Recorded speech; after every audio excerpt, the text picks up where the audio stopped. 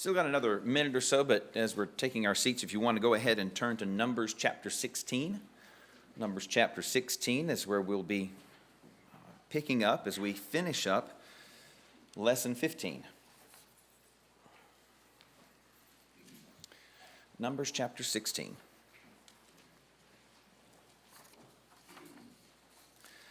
Be picking up about verse 42 there. All right. Before we get started, Alan has agreed to lead us in a word of prayer.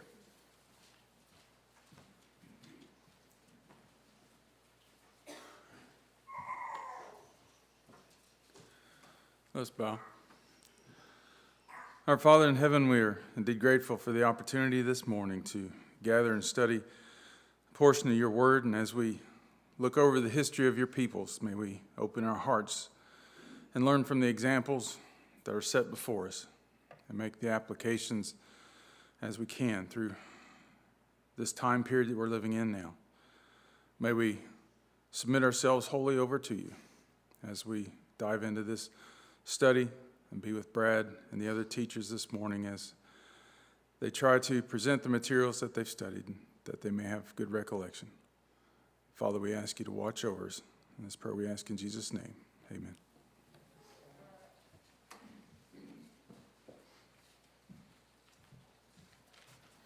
Thank you, Alan. All right, just to get a running start, as it were, into the lesson this morning, recall that we left off talking about the rebellion of Korah, and really we had seen Korah and Dathan and Abiram and those who had aligned themselves with them. We saw them punished, and then we have come to the next day when the people wake up and say, they stick a finger in Moses' chest, as it were, and say, "You killed the people of the Lord." So God begins, as we move into question number 6 here, God begins to demonstrate his displeasure. And what did that look like? And by the way, notice as we get into this, Moses and Aaron don't even really have a chance to intercede. This is not an occasion in which God says, "All right, stand back." He just immediately starts to inflict the punishment. And what does that look like?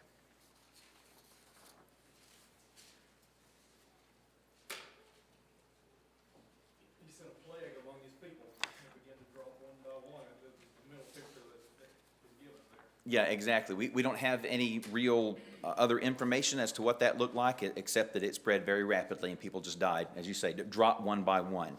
And so then Moses and Aaron do finally have an opportunity to intercede, and Moses tells, this is in verse 46 here, Moses tells Aaron, "Take a censer, put fire in it, or fire from the altar in it, incense on it, take it quickly to the congregation and make atonement for them, for the wrath has already gone out from the Lord, the plague has begun."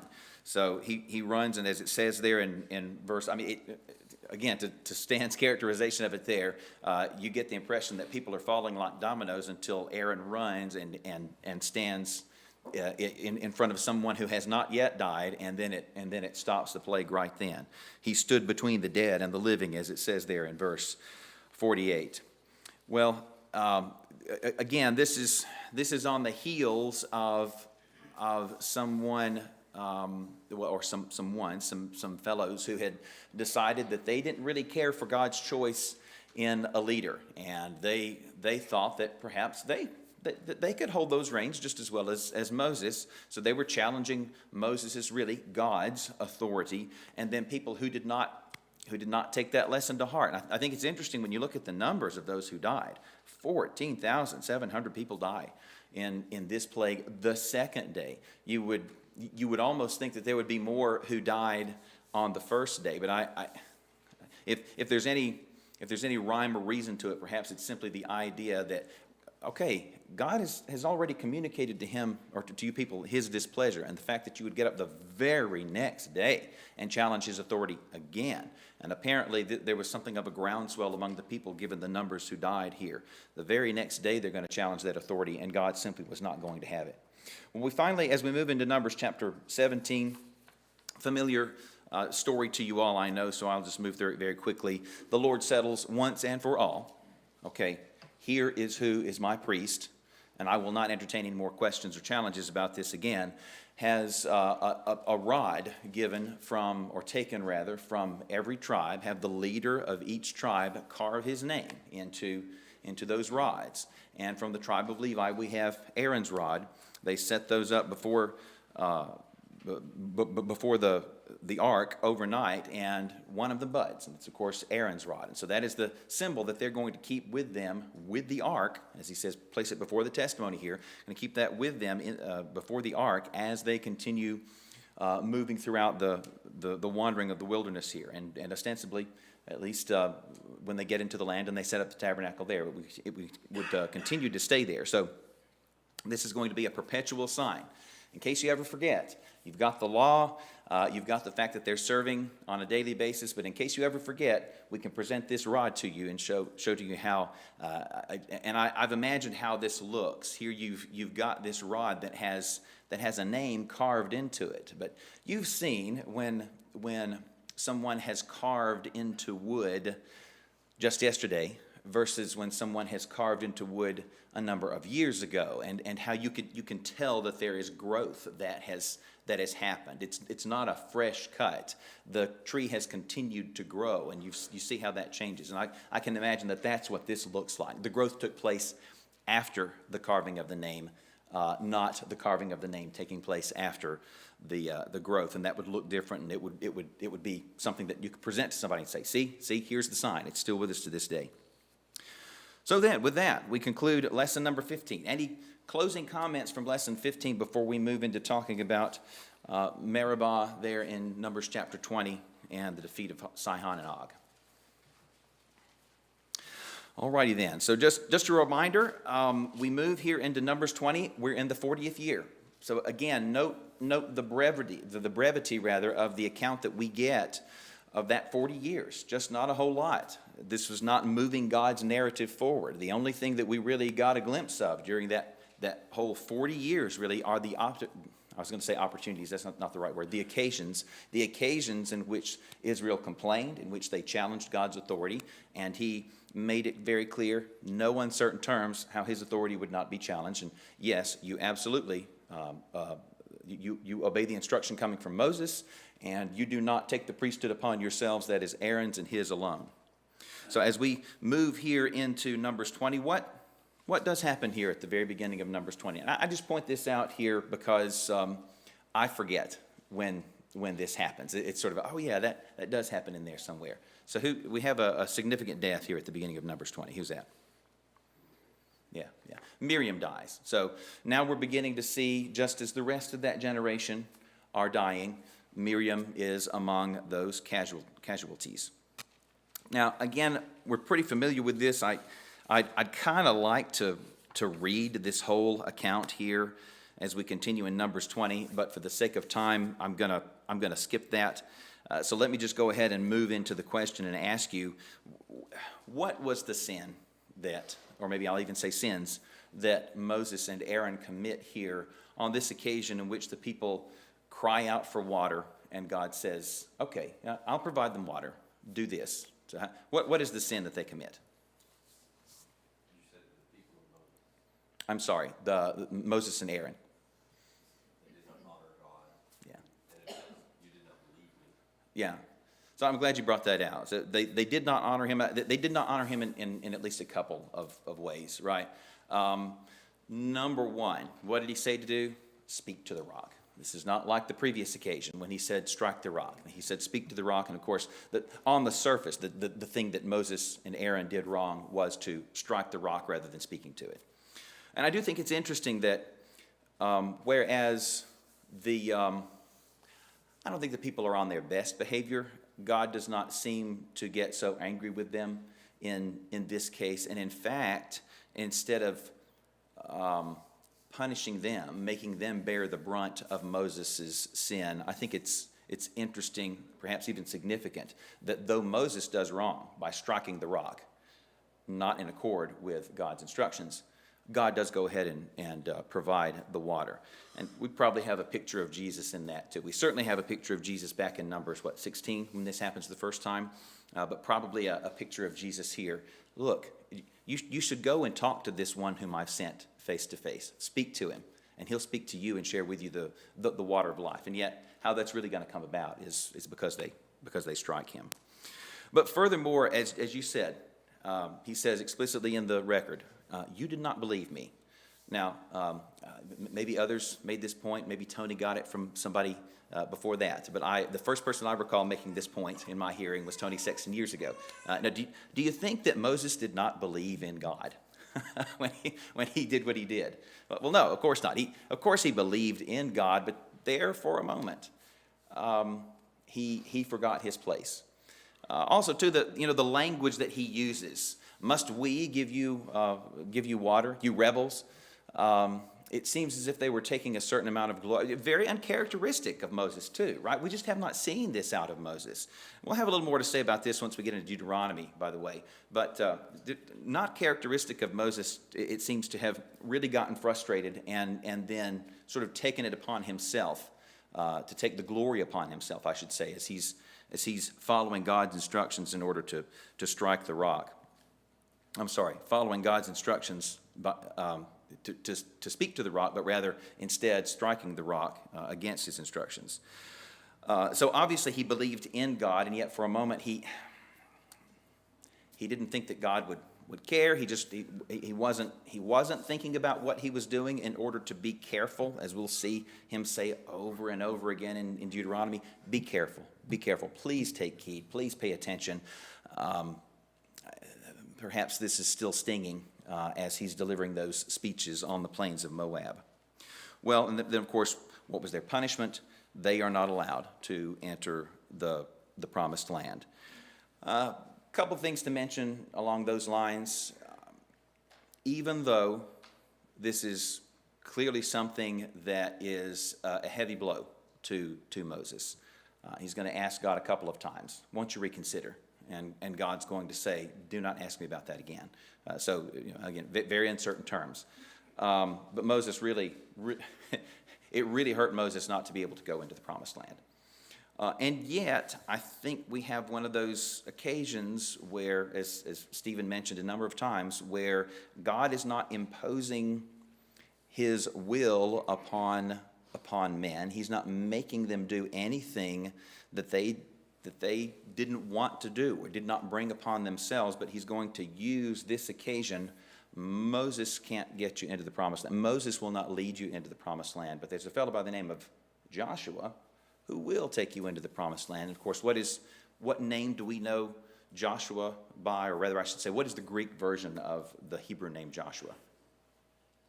Jesus, right. There's got to be a picture there. Moses will not get you into that promised land. Joshua, Yeshua, Jesus, he will get you into that promised land. Yes, sir. It is interesting how God does not say, you disobeyed me. You struck the rock when I told you to speak to the rock. He dug deeper than that as to why, what was at the root of that disobedience. And the language he uses there is pretty harsh when he said, you didn't believe me. And you did not hallow me in the sight of the people. Right, did not hallow me. And yeah, I should have put some emphasis on that too. But yeah, One of the good. versions of the New American Standard says to regard him as holy. And that sounds familiar, doesn't it? Yeah, that sounds like Leviticus 10, doesn't it? So that is pretty harsh language. Yeah. And I suspect too, we also have an occasion. We have a James 3 occasion, right? That Moses and Aaron were teachers, and so God's going to judge them very harshly here. Perhaps he would have let one of the commoners slide on this occasion, but here Moses has done something that's a very serious infraction for someone in Moses' position before all the people not to regard God as holy and follow his instructions, and so God's going to judge him very harshly. That's one of those things that always catches my eye when I read that passage. Instead of or, which is the word I expect to see there when I say you do not believe me or treat me as holy. It's to. Yeah, You did not believe me to treat me as holy. yeah, From the people, the eyes of the people. right. The two went hand in hand. Leadership, that faith communicated to the people. Right, yeah, good point. I think here, as in so many cases, the word translated believe is so much more effectively translated faithful. You were not faithful to me or loyal to me. And looking at this word,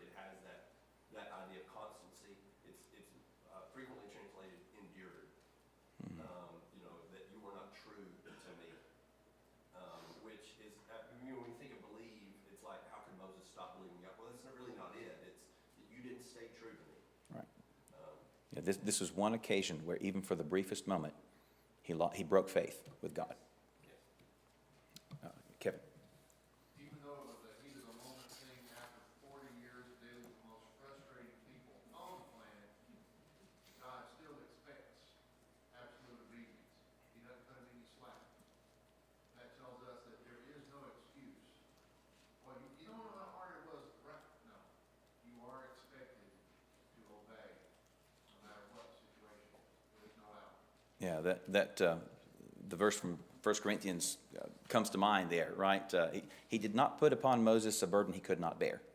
But on this one occasion, Moses fell to weakness. It's a good point. Well, just to give us a lay of the land here, so here's our familiar map of the Exodus, and just to zoom in on the part that we're talking about here. Here is where they have moved to. They have come up from the area, well, Sinai Peninsula down here, come up to this place right here, Kadesh Barnea, which is where there's probably some parallelism here as well. This is the place that they sent out the spies. This is also the place where Moses commits and Aaron both commit their infraction here. Well, they're about to turn and move north into, I should say east and then north, coming up here to what is referred to as the plains of Moab. But it sounds as if they send a request while they're still here in Kadesh. Some text over in Deuteronomy gives us this impression. They send some messengers over here into Edom saying, hey, I'd kind of like to pass through. I guess I'm getting into the next question, aren't I? But anyway, I'd like to pass through your land. Well, how does Edom respond to Moses' very, very courteous, very he's trying to honor them in his request and be very specific about how, look, we're not going to touch anything. We're just going to pass through. How does Edom respond to that? Yeah, none shall pass. Say it again. I'll come at you with a sword if you try. Yeah, come at you with a sword. I heard somebody else. Hard no, strong hand. Yeah, hard no, strong hand. Yeah, that's right. So yeah, Edom is very clear. No, you won't. And they even say, look, if we even drink any water, we'll pay for it. Just please, nope, they will not be persuaded. So Israel is not allowed to pass through Edom. We'll have another word to say about that here in just a moment. But while we're here, it seems as if just as they're really getting underway, we have another death here at Mount Hor. And so who dies here at Mount Hor? Aaron. And then who will take his place as the high priest? Eleazar. Okay. So we have Israel's first high priest to die. And of course, again, with the hindsight of the New Testament and the commentary of the New Testament, can't help but think about Hebrews 7, where the writer there draws this distinction between Aaron and every high priest who ever followed him, and then the true high priest, Jesus. Beginning in verse 23, there were many priests because they were prevented by death from continuing. But he, that is to say Jesus, because he continues forever, has an unchangeable priesthood. Therefore, he is also able to save to the uttermost those who come to God through him, since he always lives to make intercession for them. So Aaron, legitimately appointed high priest, he did his duty as he was supposed to, and yet he cannot do it the same way to the uttermost as it says that Jesus does, because he is prevented by death from continuing. Well, as we make our way into chapter 21 here, we have Israel's first real military conflict. And I put it in those terms because, yes, I know they mounted a little expedition, right, into Canaan after they had rejected the Lord's offer to go in and were turned away pretty quickly. So I really don't even count that it wasn't even a good effort. But then here at Hormah, they encounter some conflict. The king of Arad there, I guess it's not called Hormah at that time. It will change its name to Hormah. They will change it to Hormah, given what happens here. But the king of Arad comes down and actually takes some prisoners of Israel. And so what do Israel promise to God if he will grant them victory? And then how does that turn out?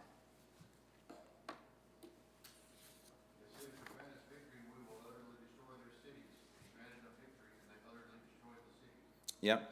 And notice too, what seems to be going on here, let's see. Utterly destroy your cities. The Lord listened, as you said there. They utterly destroyed the cities. So the name of that place was called Hormah. This word Hormah is translated devotion or a devoted thing. In other words, the idea here is they're basically making a vow. They're saying, if you'll let us have the victory over this fellow, we are making a vow we will give all of this to you. So this will be kind of like Jericho, in which they don't take any of the spoil for themselves, but rather they devote it all to the Lord. They not only kill everybody and everything in it, but they devote all of the spoil to the Lord there. We have a complaint. So again, as they're making their way, now this, okay, it's hard to say exactly exactly what route they took, but whatever route they took, it was to go around Edom and to avoid any sort of conflict. So whether this is exactly the route that they took here in red, or if it is just something notional, suffice it to say, somewhere along in here they begin to complain again. And so then, how does the Lord deal with them when they start talking about this loathsome bread that He miraculously provides for them every day? What is His what's His reaction there? Yeah, fiery serpents. And I like to point out when we're here, the word translated fiery serpent or fiery one, this is the word for seraph. This is the same word. And so when you think about these fiery serpents, were they literally snakes? Perhaps not. Perhaps that's more of a representation of what those things looked like.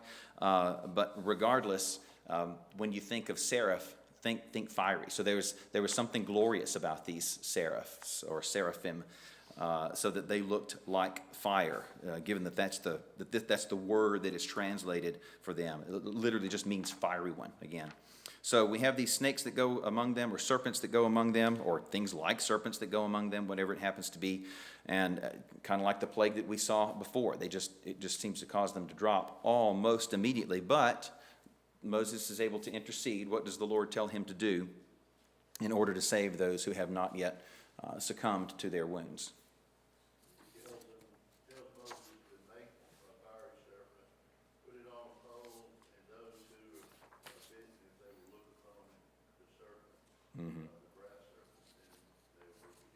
Right, exactly. So we have him making that serpent and then hefting it into the air, and those who look upon it will be healed. And that is that's a figure of what do we see in the New Testament?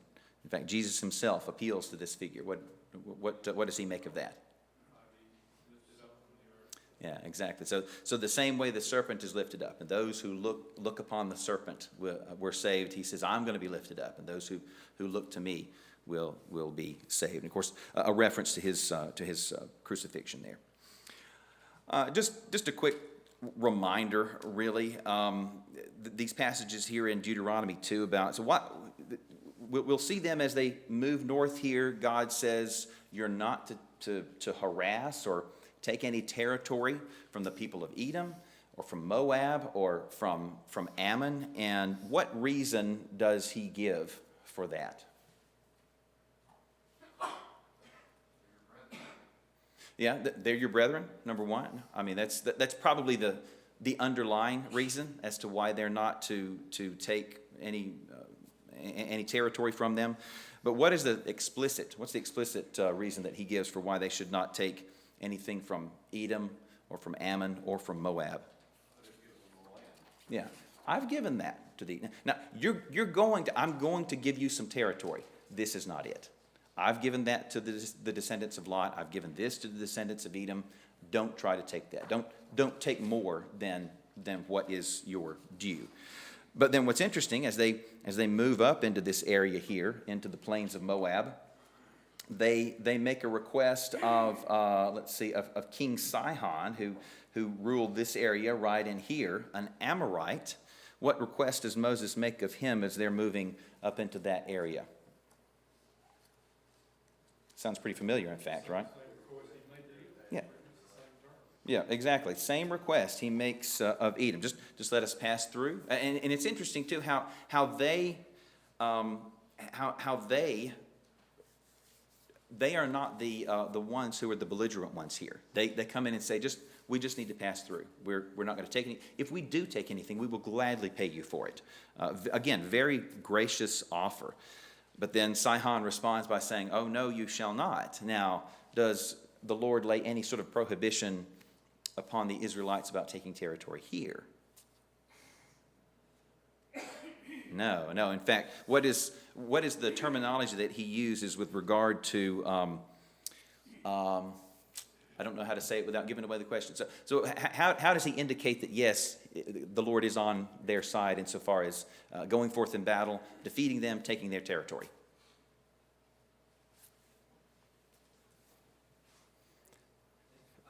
Got somebody at the door. Yeah, don't. I have given them into your hand. So very, very different attitude toward the Amorites than toward the Edomites and the Ammonites and the Moabites. And it doesn't stop there, right? We just keep going north here into, he's sort of off the screen here, but this fellow Og, who was also another Amorite, he decides to come out and attack. Nope, not happening. So the Israelites are able to take all of that territory. Of course, we'll have some more to say about that here in the next lesson. As they say here, this is Numbers 21, verse 25. Israel took all of these cities from Sihon, and Israel dwelt in all the cities of the Amorites and Heshbon and in all its villages. Verse 35, they took possession of Og's land. And he has similar words to say over in Deuteronomy. Brett, Yes, sir. in most instances, and not just, not that it has to be this way, I don't have a problem with Israel being an invading force, but starting here and really going on to the land, in most instances, the enemies end up being the aggressors. That's They true. gather together as Israel comes in. Now, obviously, Jericho and Ai would be exceptions to that, but you see the armies assembling themselves together to go fight, and it's almost like a convenient, hey, we'll just all get together, you can wipe us out at once. And of course, with the Gibeonites, that they provoke Israel in that instance. And so it's not that Israel wouldn't have otherwise, it just shows that these people are not looking for peace. Yeah, that's true. It's not like, these peaceful, idyllic people, and then Israel comes in and disrupts all of that. But rather they are war-torn societies already who are aggressive, and Israel comes in and obliges them. Yeah, right. Exactly. That's a good point. All righty. Well, as we say, can you believe it? We got through it. We started a lesson. We finished a lesson. We're gonna get into this next one. I might almost want to be careful. Might not want to get too far into this lesson. No, I'd actually like to have plenty of time to talk about Deuteronomy. So let's go ahead and get into this lesson. But if we end up, if we have a number of folks who want to comment, it won't hurt my feelings too bad. So we'll move into Numbers chapter 22 here in lesson 17. And just a quick note. So it tells us in the very first verse there that they encamp in the plains of Moab. So here they are. They have skirted all of these territories that they are not supposed to invade, but then, as Stephen said, the Amorites provoke them. They come at them aggressively, and so Israel says, well, okay, I guess we'll just have to take you out and take all of your lands. And they have settled right in here on the eastern side of the Jordan across from Jericho. Well, the king of Moab is looking at what has just happened, what Israel has just done to these Amorite kings, and he starts to get nervous. And so he calls out to this fellow Balaam. Why does he want this fellow Balaam to come and aid him? He's a prophet, and therefore when Balaam speaks, yeah, it's true. And the language that he uses here, this is 22 verse 6. I know that he whom you bless is blessed, and he whom you curse is cursed. There is no gray area here. There is no halfway measure. If he says it, it is going to be the case. That is the reputation that this fellow has. And just by way of reminder, who was Midian, by the way? We seem to have Moab and Midian kind of working or living in close quarters here. Midian seemed to be more of a nomadic people, whereas Moab seemed to, take and occupy territory. Nevertheless, just by way of, we talked about Edom and Moab and Ammon, but who was Midian again? Yeah, so one of Abraham's sons with his wife or concubine, as the case might have been, Keturah. As well as Moses' in-laws. That's true. That's true. We were reading this morning in Judges, and the account of Gideon, and there are still Midianites around. And Cherry and I were talking about, why if they here in a little while go and they harass the Midianites and they execute so many of them, why are there still Midianites around? I get the impression that the Midianites, because they were nomadic, they were probably pretty spread out, and so. One set of Midianites may not have necessarily been involved with another set of Midianites. They were all the same blood, but they were kind of spread out. I mean, some of Moses' in-laws are actually traveling with Israel. Exactly. All of this, and so they would not have been obviously separate. Right. Exactly. But just something to keep in mind as you're reading, and wait a second, this doesn't seem to square. I think it does for that reason. All righty. So then, Balaam. Just a quick word about him before we get into the content. Well, his story leading up to this point, and then, or I shouldn't say leading up to it, but his the part that he takes in this part of the account, and then what comes of his prophecies, and the content thereof. So it says that he is in Pethor. There is a Pethor that's mentioned near the river Euphrates in chapter 22, verse 5. It's said as being in Mesopotamia in Deuteronomy 23. The Hebrew there is apparently something like Aram Naharaim. And if you use a New American Standard, you recognize that Aram, right? Because that's the term that they use for Syria. Well, again, Numbers 23, verse 7, this is in the middle of one of his prophecies. Balak, the king of Moab, has brought me from Aram, from the mountains of the east. So where was Balaam from? Somewhere in the northern portion of the Fertile Crescent, it seems like, where we would call Mesopotamia, or that large area called Mesopotamia. And of course, the question, as if you're familiar with the Bible story, and when somebody says prophet, you're thinking of one of God's prophets, right? And they're always Israelites, right? When have you ever had somebody like this fellow Balaam, come from some place in the east, and he seems to have not only he doesn't just claim to be a prophet, but he seems to have to speak with the authority of God when he speaks. God seems to genuinely communicate with him. So how can he be a prophet and not be an Israelite? Well, I mean, we really have only had God to take Israel as a nation proper in the last few decades up to this point, right? So there has not necessarily been a big distinction between Abraham and Isaac and Jacob and all their people and the rest of the nations, insofar as being one cohesive people, a nation. So just think about that with regard to the timeline. He also may just be a vestige of the kind of thing that was going on in, say, Job's day, where God communicated with the heads of households, or that would be the person who would act as your priest, if you will, the head of the household. And then furthermore, a comment that has been made more than once here, this is evidence. You see this kind of thing sprinkled throughout the scriptures. This is evidence that God did not entirely turn his back on the Gentile world. While we have his dealings with Israel, and those were there was a much closer, much more special relationship that God had with Israel, and so that's why we have so much of that record. It looks as if God did not entirely leave the Gentile world to go their own way. He provided some sort of guidance here and there, even in the Gentile world, just not to the extent that he did in Israel. Kevin? Which is consistent with 1 Peter 3.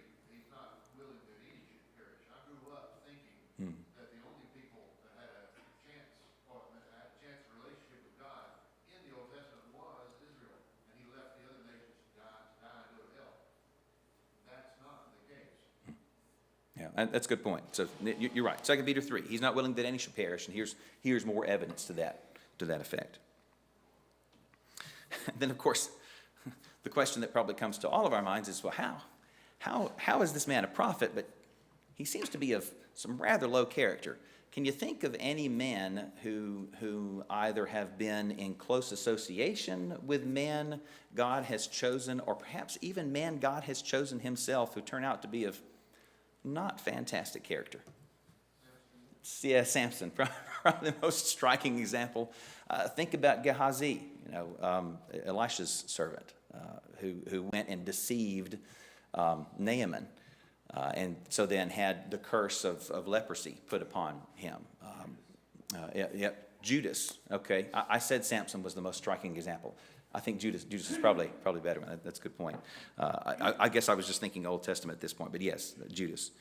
Saul would be another one. So just because God chooses a man does not mean, we might even throw David into that category, right? David did some things that were certainly not what we would call,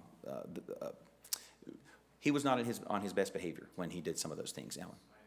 It's still prophesying through the high priest in Jesus' time and in the apostles' time. Oh, yeah. He was the high priest, Yeah. even though they were trying to destroy him. Yeah, so Caiaphas, even as he is plotting to destroy Jesus, the Spirit is still working through him to the extent that it can. So we should not necessarily be surprised that a man who succumbs to the greed that Balaam does it can also be a prophet of God. It doesn't make the words that he speaks, the words that God gives him, does not make those untrue. It just means that he was a weak vessel.